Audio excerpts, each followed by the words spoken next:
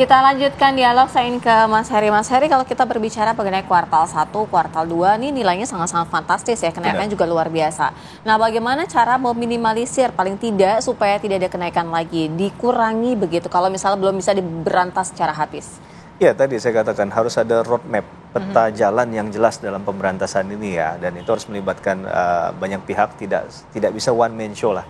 Harus banyak perlibatan instansi termasuk penegak hukumnya sendiri, nggak hanya bicara tentang polisi tapi Kejaksaan Agung, bahkan di peradilan. Jangan sampai nanti kalaupun ini masuk ke proses penyidikan, oke, benar, penuntutan yang benar, nanti di ujungnya ada permainan lagi. Ini kan kemudian mengembalikan ke titik nol. Maka perlu satu visi misi, pemahaman terhadap hal yang sama ini, dan fight-nya harus ya bersama-sama, nggak mungkin sendiri.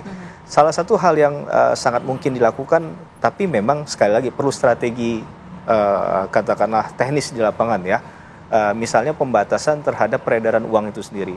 Maka harus dipetakan kan di bidang mana yang kemudian bisa dibatasi oleh pemerintah dalam hal mekanisme pembayaran, jumlah uang, dan lain sebagainya. Ini kan dalam kerangka tadi untuk meminimalisir dan membatasi betul ruang gerak mereka. Nah, tapi sekali lagi tentu hal ini harus sungguh-sungguh dilakukan. Karena kalau bicara dalam konteks ini kan harus dibuat strategi, harus ada planning yang jelas, harus ada target-target sasaran juga yang perlu dicapai. Jangan-jangan tadi tidak ada targetnya, memang hanya nangkapin kemudian diproses hukum selesai, tutup buku di situ. Nah, ini yang tentu tidak kita harapkan, karena dalam konteks kejahatan ini selama ada keuntungan ya akan terus berjalan. Dan secara signifikan bahkan menurut saya harusnya dipelajari ya, apa nggak ada orang yang memang bisa membaca grafik begitu ya, dari naik 1T kok bisa sampai ke 327T itu dibutuh waktu berapa lama?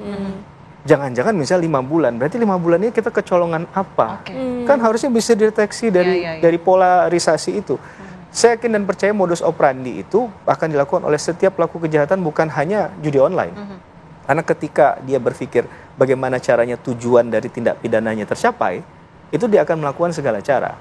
Dan kalau cara ini tidak berhasil, dilakukan lagi dengan cara yang lain. Minimal sampai ketika pun ditemukan penegakan hukum itu tahu bahwa ini adalah cara efektif untuk mengalahkan atau kemudian membuat kapok atau jera kepada mereka, dengan melalui proses hukum mereka melakukan cara lain. Yang kalau dari awal tidak terlihat bahwa ini adalah kejahatan. Tapi tadi kan ada penyisipan, kemudian upaya untuk menghilangkan jejak atau dengan konteks lain menghilangkan label bahwa ini adalah perilaku jahat sebenarnya. Atau ya sekali lagi kita kadang selalu berpikir bahwa ini melulu hanya bicara tentang hukum, padahal sebelum itu tadi ada pemuka agama. Di agama juga diajarkan, kebetulan saya muslim begitu ya. Jadi ketika ya diajarkan dalam ayat suci kan ada bahwa kejahatan khamar dan juga judi itu adalah sebenarnya induk dari segala kejahatan. Karena ketika bermain judi, itu sebenarnya juga sudah membuka pintu untuk tindak pidana yang lain. Saya rasa-rasanya jarang mendengar poin-poin itu ya. Yang kita bicarakan selalu perputaran uangnya 327T, tapi detail terhadap roadmap ini apa begitu. Karena belum ada begitu yang dihadirkan ya. Karena itu yang dibutuhkan saat ini. Mudah-mudahan saya terlewat informasinya. Karena mungkin saya nggak ngikutin. Atau mudah-mudahan didengar, segera dibuat roadmap-nya begitu ya, Mas Heri. Kita berdoa. Mas Ardi, silakan sebagai terakhir. Benar apa yang disampaikan Mas Heri ini luar biasa ya. Kita cuma fokus pada hal-hal yang sensasional ya. Orang ketangkep rame, terus angkanya sekarang rame. Tapi masalah prinsipil ya di dalam menyadarkan masyarakat bahwa ini adalah sesuatu yang sebaiknya tidak dilakukan, itu tidak ada. Jadi ya saya juga bertanya, ini perang judi online ini siapa sebenarnya gitu? Masyarakatnya kemana? Ya tadi juga saya sampaikan pemuka agamanya kemana? Ya tokoh masyarakatnya kemana? Ini yang bersuara kan hanya orang-orang tertentu, sementara kita ini yang di luar rakyat tuh ya, kita cuma geram aja bisa geram gitu. Tapi what's next gitu? Ini kan harus ada suatu ada suatu panduan berikutnya apa? Kejelasan di mana juga masyarakat ya, semua anggota masyarakat bisa ikut berperan, peran sertanya di mana? Ini kan nggak bisa ditangani sendiri.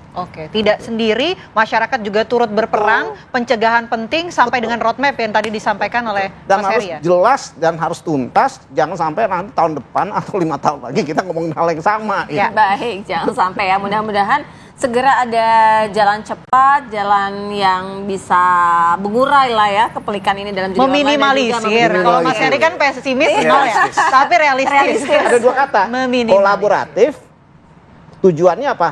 Meminimalisir. Nah, minimalisir ya. Ya udah, jangan muluk-muluk dulu katanya bapak-bapak ini meminimalisir paling tidak ya. Kita tunggu langkah selanjutnya. Terima kasih Mas Heri. Terima kasih Mas Heri. Terima kasih Mas Heri.